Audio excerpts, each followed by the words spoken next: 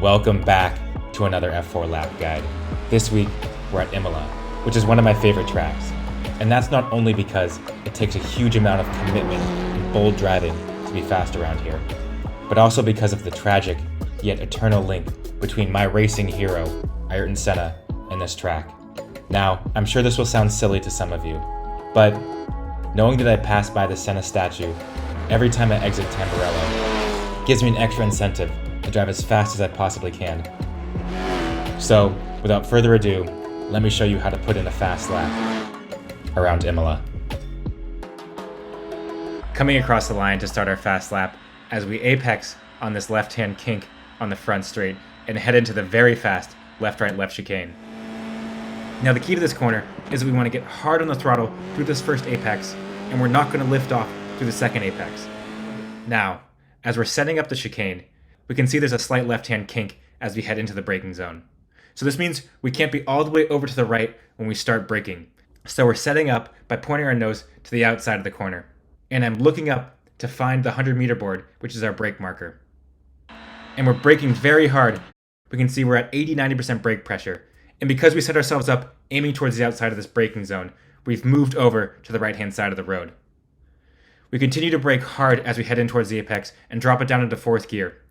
And we trail brake all the way into this first apex, aiming to touch our left side tires on this red and white curbing. So as we come to this apex, we're hard on the throttle, and we're aiming to touch our right-hand side tires on this curbing on the right-hand side. And cutting this corner just perfectly so that we're flat through it, carrying a ton of speed through there. We could have carried a little bit more speed actually through that corner, but we are through there cleanly and coming into another very fast left-right chicane. Because we're braking as we're turning in this corner, we have to be very gentle with how we apply the brakes. We're looking for the 50-meter board on the right-hand side, and we're going to be turning in and then slowly lifting off the throttle and gently applying the brakes as we go past it. To slow lift off the throttle, a gentle application of the brakes, only to about 20 or 30%. And as we come through this first apex, we're just lifting off the brakes, not coming all the way off it, but just peeling off the brakes slightly. You can see I'm keeping it very tight to the left-hand side and immediately turning back towards the right, just slightly increasing the brake pressure, turning into the right-hand side, and we want to get hard on the throttle as we come through this right-hander, carrying a ton of speed through the exit, using all of the road on the exit, but be careful because the car will bottom out, and it's very easy to get a 1x off track through there. We are through that chicane cleanly as well, coming into a more conventional hairpin. Now because we're going uphill, we can apply the brakes very hard. So we're looking for the 50-meter board in front of us. We're going to be braking about 10 meters after it. A hard application of the brakes. You can see that 90% brake pressure. Immediately drop it down to the third gear. But we're leaving it in third gear, peeling off the brakes, and I'm doing something that I do through almost every low-speed corner in this car.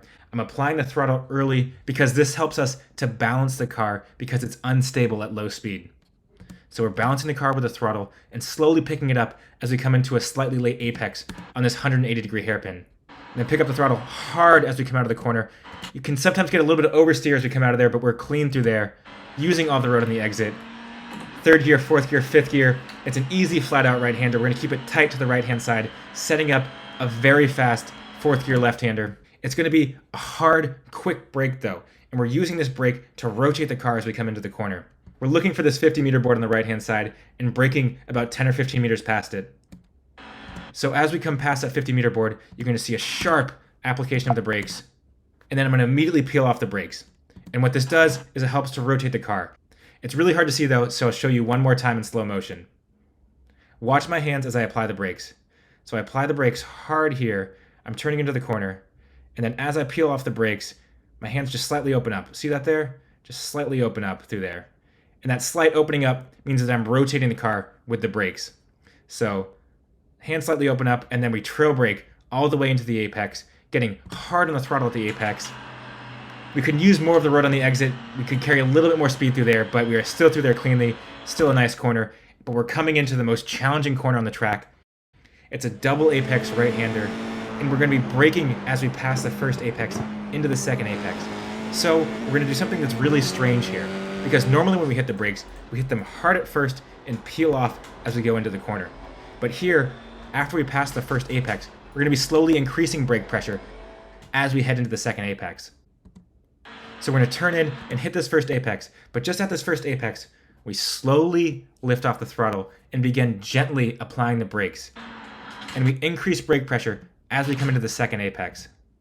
And we hit a maximum brake pressure right around here. But once we get to this point, it becomes a more conventional corner, and again, we trail brake into the second apex, trying to get on the throttle hard in third gear, using all of the road on the exit, going through there very cleanly. We're about to set a purple sector through there. That's about the best I can possibly take that corner. Coming in to a more conventional chicane. We're braking just after this 50 board on the left-hand side. It's a hard brake to about 90% pressure, dropping it down into third gear, aiming to hit our right side tires on this black and yellow curbing on the inside, aiming to hit our left side tires on this black and yellow curbing as well on the left-hand side. And we're carrying a little bit of throttle through this corner to help keep up our speed. Now, as we come over the second apex, the car will jump as we hit that curbing. And we can't get back to full throttle until the car lands. So as soon as the car lands, boom, we're back to full throttle. I'll show you that one more time. So the car comes over the second curb, boom, we hit that hard, and then it lands right there. And as soon as it lands there, we're back to full throttle. So just wait for the car to land. If you get on the throttle too early, you will spin the rear tires and spin off the track. So fourth gear, fifth gear, moving the car over to the left-hand side and back to the right to set up the braking zone for two medium-speed right-handers. We're looking at this 100-meter board on the left-hand side and braking just at this yellow grass in front of us. It's a hard brake down into third gear, and we're trail braking all the way into the apex, getting hard on the throttle through the apex, using all of the road on the exit, and coming into the final corner on the lap. As always, a critical corner because it leads onto a long straight, so we want to get a very good exit and carry as much speed to the apex as we can. We want to enter this corner from as far right as possible, but as we come off this curbing on entry, the car will bottom out and the car will understeer. So we need to turn in slightly earlier than normal. And we're not hitting the brakes through this corner. We're just lifting off the throttle until we get to the apex. So we turn in and then gently lift off the throttle, but we're only lifting off to about 10% throttle, trying to maintain as much momentum as we can. And as we get to this apex, we're hard on the throttle, trying to keep the car only on the red and white curbing because the car will bottom out if we go over onto the green curbing. And if the car's bottoming out, it means the rear tires are off the ground. You'll lose traction on exit and you'll lose speed all the way down the straight.